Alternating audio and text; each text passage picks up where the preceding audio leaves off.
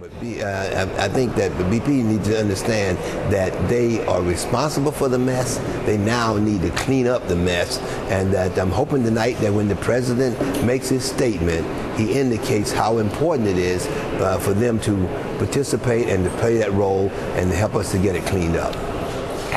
When you look at the president's opportunity tonight to truly turn America's attention to the real cost of the cheap energy that has been to the benefit of the American consumers, indulgence has been to the benefit of the American politicians, desire to keep their jobs in many cases at any cost. Do you have this president this evening? You have the world's attention on the Gulf of Mexico. We all know that America subsidizes the cost of fossil fuel and energy, both as an indulgence to its citizens and its politicians. As a result, we consume 4 gallons of gasoline for every gallon that any other person on this planet consumes in a given year.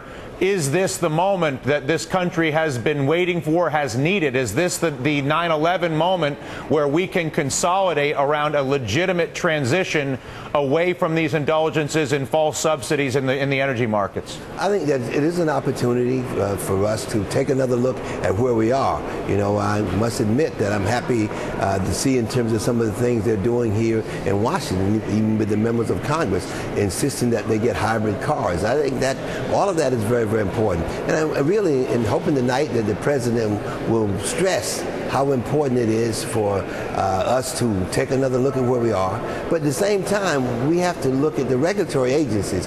MMS, they had a responsibility and obligation here. Did they go to sleep at the switch?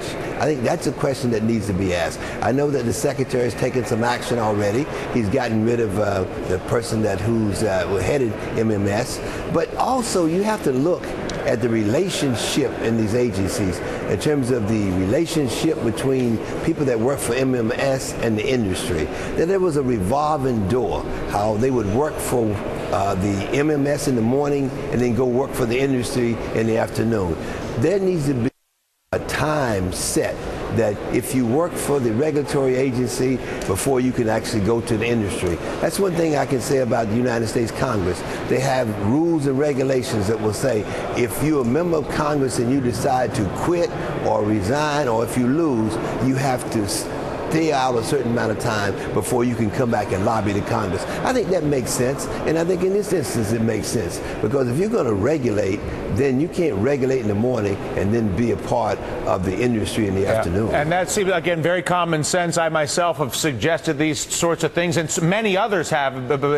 Maybe they're not cable hosts or congressmen, but it's pretty apparent that if you work for the regulator in the morning and you work for the person you're regulating in the afternoon, you might not be getting the best regulation. We've not only seen that with minerals and mining, we continue to see that with the financial services industry, which is as corrupt, if not more corrupt, in the exact same practice. What do you think is the barrier that is preventing you and your colleagues from implementing, for instance, a 7-year cooling off period for anybody that's coming out of a regulatory job relative to their desire to work in that industry? Well, I think that maybe incidents like what we're facing now could be the turning point. And of course, I'm hoping tonight that the president will come out with a very strong statement. And I really feel that he will, based on his spending time in the area, listen to people who've lost their jobs, listen to family members talk about, we have no income now. After all of these years, I have children in college, and to listen to people talking, I really feel that the president is going to take a strong, strong position, and I hope he will. And then I really feel that the people should sort of get behind him and to make certain that what we've encountered here never happens again.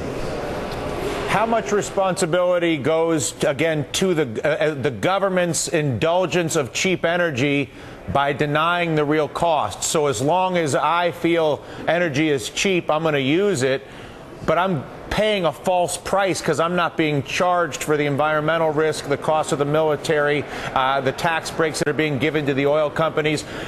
A market only works, does it not, if I'm actually paying the real price? If I'm getting a false price because of government manipulation, aren't I going to get bad behavior at that point?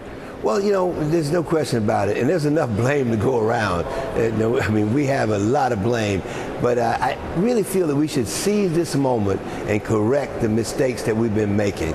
And I think this president, who has spent the last couple of days in that region, clearly understands how important it is to get a hold of this and to turn it around. You're right. We use a lot more energy than anybody else, any place, anywhere. I think that has to be addressed. And the other thing is the fact that the moment now where people are focusing on it is the time to bring about the change. Yeah, Congressman, I could not agree more. Hopefully the president will take us there this evening. Congressman Towns, thank you once again for giving us some of your time this afternoon. We do appreciate it. It's a pleasure to be with you. Thank you. Yes, coming up here on the